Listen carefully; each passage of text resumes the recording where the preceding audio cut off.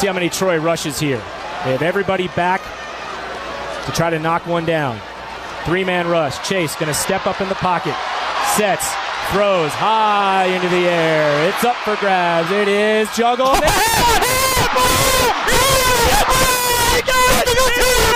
got it! It's a touchdown! It's a touchdown! It's a touchdown! Miracle Part 2! It's Miracle Part 2! Oh, they did it! Don't give up on this! Oh my gosh! Don't you do it, baby!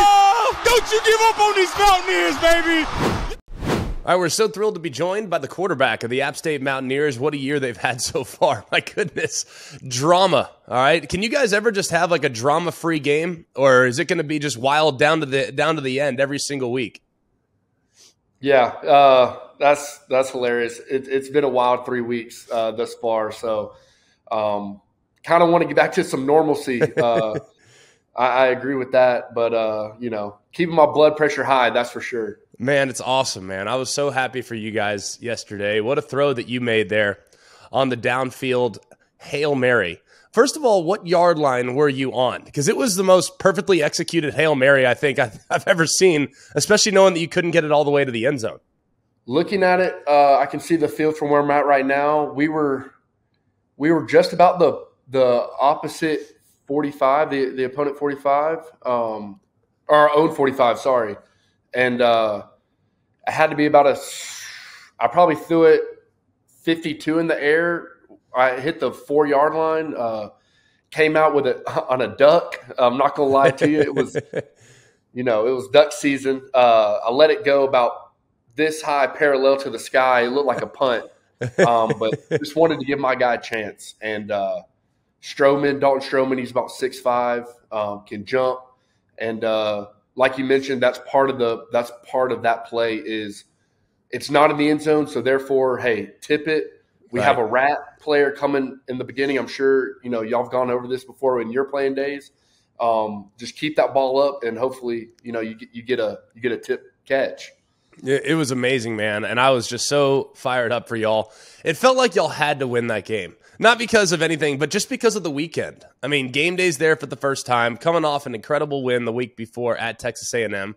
And it just wouldn't have been right if you guys were to come up short. It was like a God thing, wasn't it? I mean, it certainly felt that way. I agree. It was a God wink. That's for sure. It was amazing, man. What can you tell me about your team right now? Because obviously the anywhere, anytime mentality that App State's always had, it's carried over into this year, and you guys don't shy away from any competition. So, what have you learned about your team so far through 3 weeks? Yeah, we're a resilient bunch. That's kind of the word that I think of when I think of App State football in whole.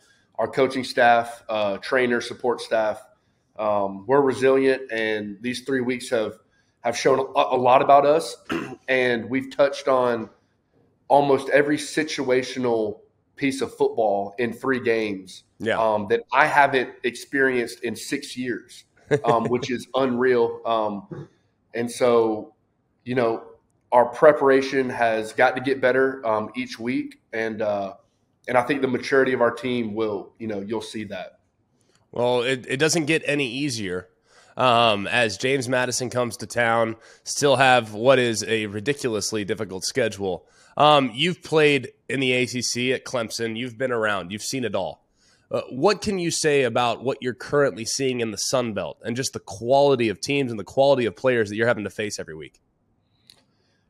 I think it's obvious that the Sun Belt can compete with multiple level, with the P5, with other levels of college football, especially with the transfer portal. And I'm a byproduct of that.